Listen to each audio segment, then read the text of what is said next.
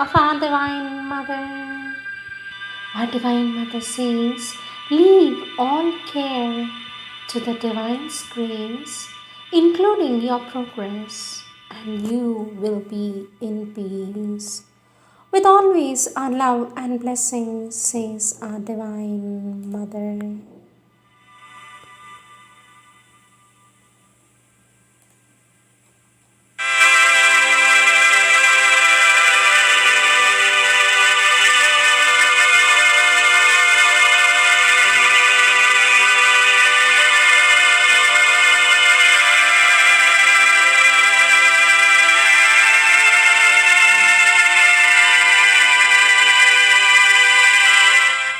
Sri Aurobindo's Savitri, Book 11, Canto 1. Sri Aurobindo's Savitri, Book 11, Canto 1, The Eternal Day, the Soul's Choice and the Supreme Consummation.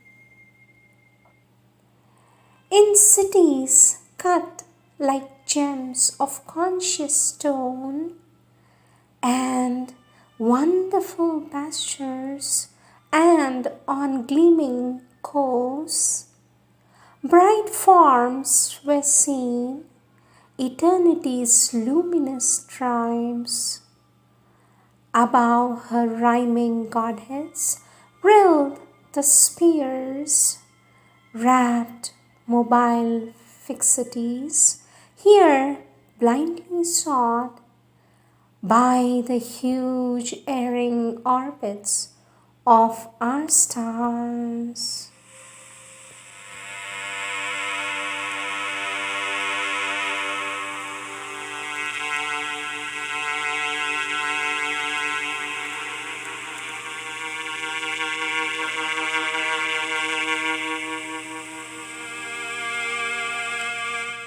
Darshan Day Messages of 15th August 1931. Our Lord Sri Aurobindo gave this message and says, to bring the divine love and beauty and Ananda into the world is indeed the whole crown and essence of our integral yoga. But it has always seemed to me impossible unless there comes as its support and foundation and guard the divine truth, what I call the supramental and its divine power.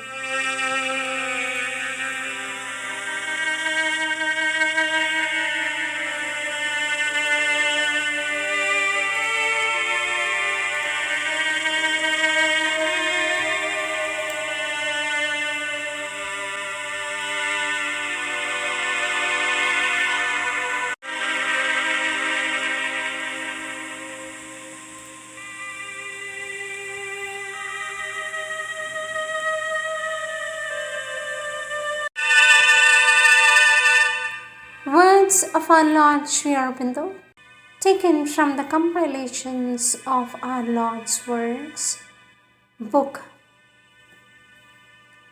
Lights on Yoga, topic The Goal, page 1.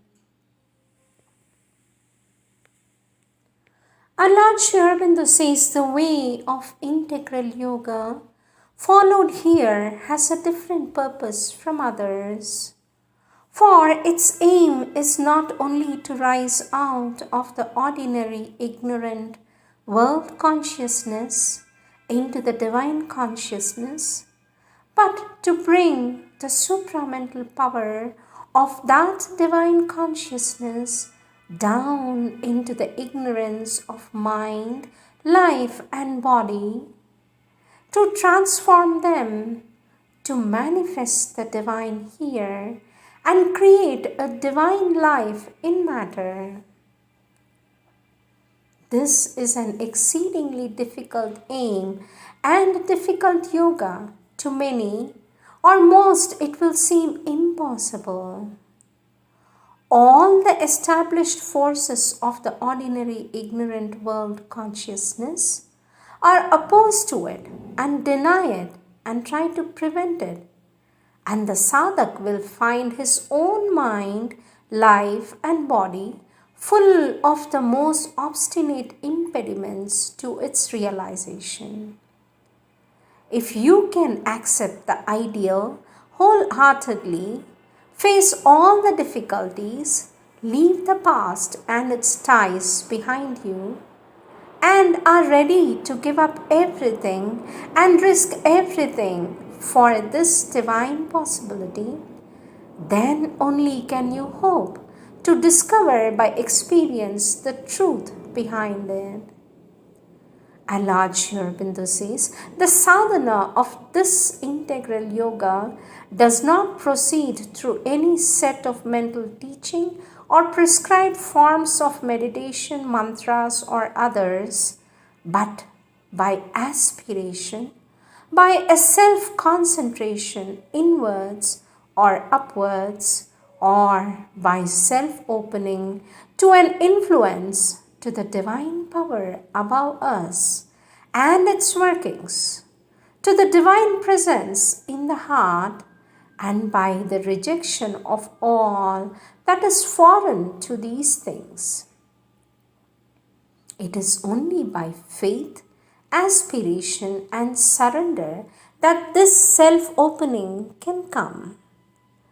The only creation for which there is any place here is the supramental, the bringing down of the divine truth onto the earth, not only into the mind and vital, but into the body and into the matter. Our object, says our Lord, is not to remove all limitations on the expansion of the yoga, or to give a free field and make unlimited room for the fulfillment of the ideas of the human mind or the desires of the egocentric life force. None of us here are to do as we like or create a world in which we shall at last be able to do as we like. We are here to do what the divine wills, and to create a world in which the divine will can manifest its truth, no longer deformed by human ignorance or perverted or mistranslated by vital desire. Our Lord Aurobindo says the work which the sadhak of the supramental yoga has to do is not his own work for which he can lay down his own conditions, but the work of the divine which he has to do according to the conditions laid down by the divine. Our integral yoga is not for our own sake, but for the sake of the divine. It is not our own personal manifestation that we are to seek. The manifestation of the individual ego freed from all bounds, and from all bounds but the manifestation of the divine. Of that manifestation, our own spiritual liberation, perfection, fullness is to be a result and a part, but not in any egoistic sense or for any ego-centered or self-seeking purpose. This liberation, perfection, fullness, too, must not be pursued for our own sake, but for the sake of the divine. This yoga implies not only the realization of God, but an entire consecration and change of the inner and outer life till it is fit to manifest a divine consciousness and become part of a divine work. This means an inner discipline far more exacting and difficult than mere ethical and physical austerities. Our Lord Aurobindo says, one must not enter on this path far vaster and more arduous than most of the ways of yoga, unless one is sure of the psychic call and of one's readiness to go through to the end. Our Lord Sri Aurobindo says, in the former yogas, it was the experience of the spirit, which is always free and one with the divine, that was sought. The nature had to change only enough to prevent its being an obstacle to that knowledge and experience. The complete change down to the physical was only sought for by a few, and then more as a siddhi than anything else, not as the manifestation of a new nature in the earth consciousness. Our Lord Sri Aurobindo continues to say, all the consciousness in the human being, who is the mental embodied in the living matter, has to rise so as to meet the higher consciousness. The higher consciousness has also to descend into mind, life, and matter. In that way, the barriers will be removed and the higher consciousness will be able to take up the whole nature, the lower nature, and transform it by the power of the supermind. The earth, says our Lord, is a material field of evolution. Mind and life, supermind, Sachidananda, are in principle involved there in the earth consciousness, but only matter is at first organized. Then life descends from life plane and gives shape and organization and activity to the life principle in matter, creates the plant and animal. Then mind descends from the mind plane, creating man. Now, supermind is to descend so as to create a supramental race. In order to get that dynamic realization, it is not enough to rescue the Purusha from the subjection of prakriti. One must transform the elegance of the Purusha from the lower prakriti with its play of ignorant forces to the supreme divine Shakti, the Mother. Our Lord Sri Aurobindo says it is a mistake to identify the Mother with the lower prakriti and its mechanism of forces. Prakriti here is a mechanism only which has been put forth for the working of the evolutionary ignorance. As the ignorant mind, vital and physical being is not itself the divine, although it comes from the divine, so the mechanism of Prakriti is not the Divine Mother. No doubt something of her is there in and behind this mechanism, maintaining it for the evolutionary purpose. But what she is in herself is not a Shakti of avidya, but the divine consciousness, power, light, Paraprakriti, to whom we turn for the release and the divine fulfillment. The realization of the Purusha consciousness, calm, free, observing the play of forces, but not attached or involved in them, is a means of liberation. The calm, detachment, peaceful strength and joy must be brought down into the vital and physical as well as into the mind. If this is established, one is no longer a prey to the turmoil of the vital forces. But this calm, peace, silent strength and joy is only the first descent of the power of the Divine Mother. Beyond that is a knowledge, an executive power, a dynamic ananda, which is not that of the ordinary prakriti, even at its best and most sattvic, but divine in its nature. Our Lord Sri Aurobindo says, first, however, the calm, the peace, liberation is needed. To try to bring down the dynamic side too soon is not advisable, for it would be a descent into a troubled and impure nature, unable to assimilate it, and serious perturbations might be the consequence.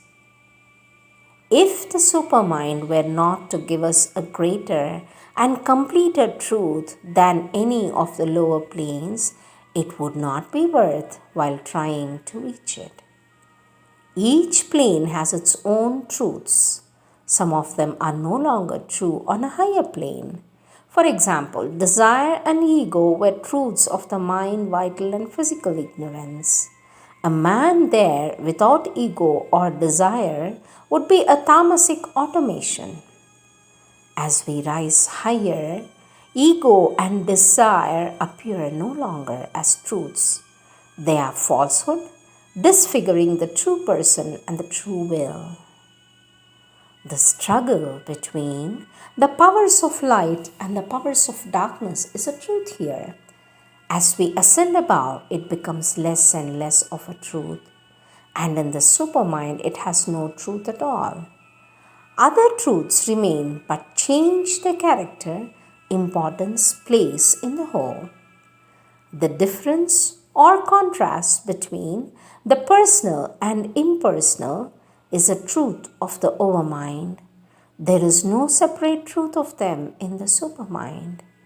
They are inseparably one. But one who has not mastered and lived in the truths of overmind cannot reach the supramental truth. The incompetent pride of man's mind makes a sharp distinction and wants to call all else untruth and leap at once to the highest truth, whatever it may be, but that is an ambitious and arrogant error. One has to climb the stairs and rest one's feet firmly on each step in order to reach the summit. It is a mistake to dwell too much on the lower nature, its obstacles, which is the negative side of the sadhana. They have to be seen and purified, but preoccupation with them as the one important thing is not helpful. The positive side of the experience of the descent is the most important thing. If one waits for the lower nature to be purified entirely and for all time before calling down the positive experience, one might have to wait forever. It is true that the more the lower nature is purified, the easier is the descent of the higher nature. But it is also more true that the more the higher nature descends, the more the lower is purified. Neither the complete purification nor the permanent perfect manifestation can come at once. It is a matter of time and patient progress. The two, that is purification and manifestation, go on processing side by side and become more and more strong to play into each other's hands. That is the usual course of sadhana. Intensities like that do not remain so long as the consciousness is not transformed. There has to be a period of assimilation. When the being is unconscious, the assimilation goes on behind the wheel or below the surface. Meanwhile, the surface consciousness sees only dullness and loss of what it had got. But when one is conscious, then one can see the assimilation going on, and one sees that nothing is lost, but it is a quiet setting in of what has come down. The vastness, the overwhelming calm and silence in which you feel merged is what is called the Atman or the silent Brahman. The vastness, the overwhelming calm and silence in which you feel merged is what is called the Atman or the silent Brahman. It is the whole aim of many yogas to get this realization of Atman and live in it. In our yoga, it is the first stage of the realization of the divine and of that growing of the being into the higher or the divine consciousness, which we call transformation. The true being may be realized in both of the aspects, the self or the Atman and the soul or the Antaratman, psychic being Chaitya Purusha. The difference is that one is felt as universal, other as individual supporting mind, life and body. When one first realizes the Atman, one feels it separate from all things existing in itself and detached. It is to this realization that the image of the dry coconut fruit may apply. When one realizes the psychic being, it is not like that. For this brings the sense of union with the divine and dependence upon it, and soul consecration to the divine alone, and the power to change the nature and discover the true mental, vital, physical being in oneself. Both realizations are necessary for integral yoga. The I, the little ego, constituted by nature, is at once mental, vital, and physical, meant to aid in centralizing and individualizing the outer consciousness. When the true being is discovered, the utility of ego is over, this formation has to disappear, the true being is felt in its place. The three gunas becomes purified, refined, changed into the divine equivalence. Sattva becomes jyoti, the authentic spiritual light. Rajas becomes tapas, the tranquility, intense divine force. Tamas becomes sama, the divine quiet, rest and peace. These are the three powers of the cosmos to which all things are subject: creation, preservation, destruction. Whatever is created lasts for a time, then begins to crumble down. The taking away of the force of destruction implies a creation that will not be destroyed but lasts and develops always. In the ignorance, destruction is necessary for progress. In knowledge, truth creation, the law is that of a constant unfolding without any pralaya.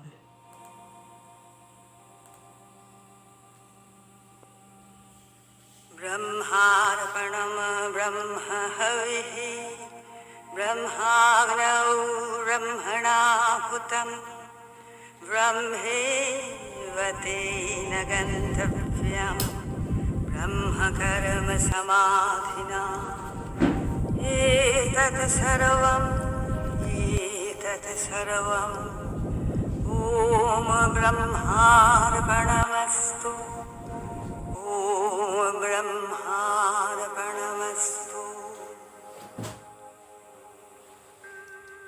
ॐ नीलाम्बुजगदाभिरामनयनां गौराङ्गीं शरदिन्दुसुन्दरमुखीं विस्मयनां बिम्बाधरां कारुण्यामृतवर्षिणीं हरिहरब्रह्मादिवेदपण्डितां ध्यायेत् सर्वजनेप्सितार्थफलदां